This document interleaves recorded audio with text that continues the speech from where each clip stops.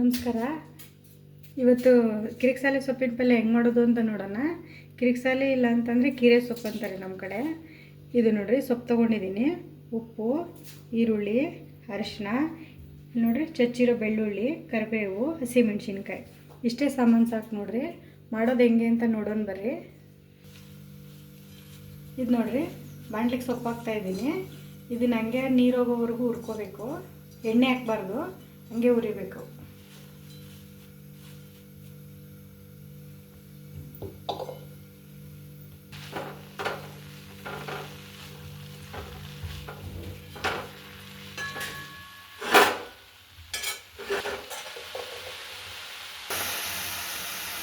ನೋಡಿರಿ, ನೀರೆಲ್ಲ ಹೋಗಿದೆ.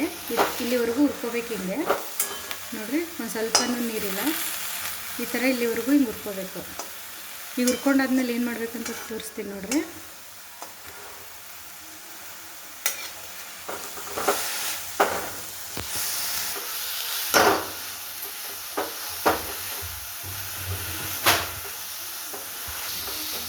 ನೋಡಿರಿ, ಹಿಂಗಾದ್ಮೇಲೆ ಸ್ಟವ್ ಆರಿಸ್ಬಿಡೋಣ. ನೋಡಿರಿ,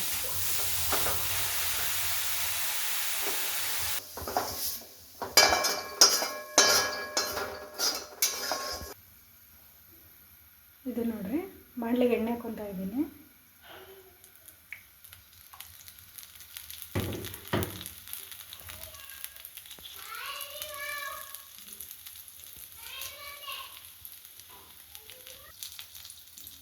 ಕರಿಬೇವು ಹಾಕ್ತಾ ಇದ್ದೀನಿ.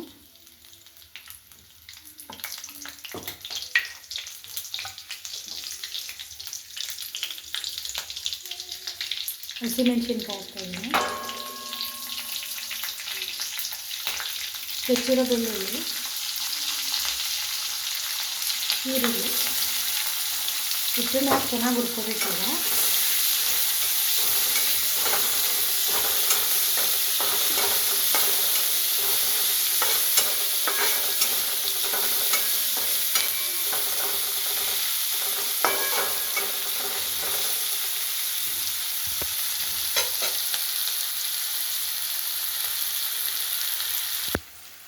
ನೋಡಿರಿ, ಈ ಥರ ಸೊಪ್ಪಲ್ಲಿ ನೀರಿರುತ್ತೆ.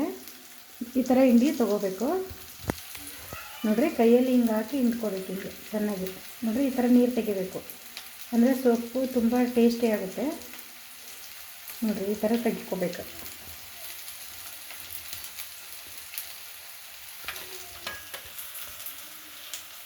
ನೋಡಿರಿ, ಹಿಂಗಾಗಬೇಕು ಇದು.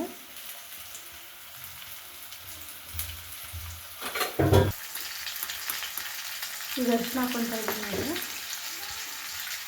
ಉಪ್ಪು ಹಾಕ್ತಾಯಿದ್ದೀನಿ.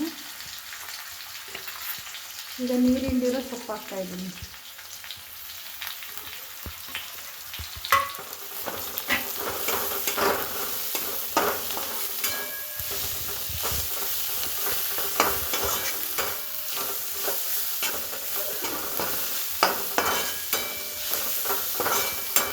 ಚೆನ್ನಾಗಿ ತಾಳಿಸ್ಕೋಬೇಕು.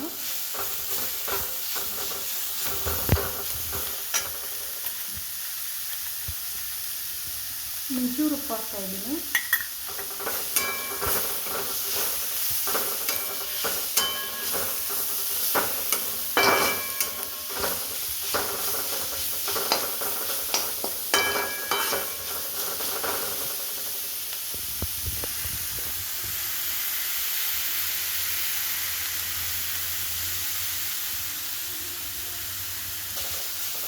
ನೋಡಿರಿ, ಈ ಸೊಪ್ಪಿನ ಪಲ್ಯ ಆಗಿದೆ.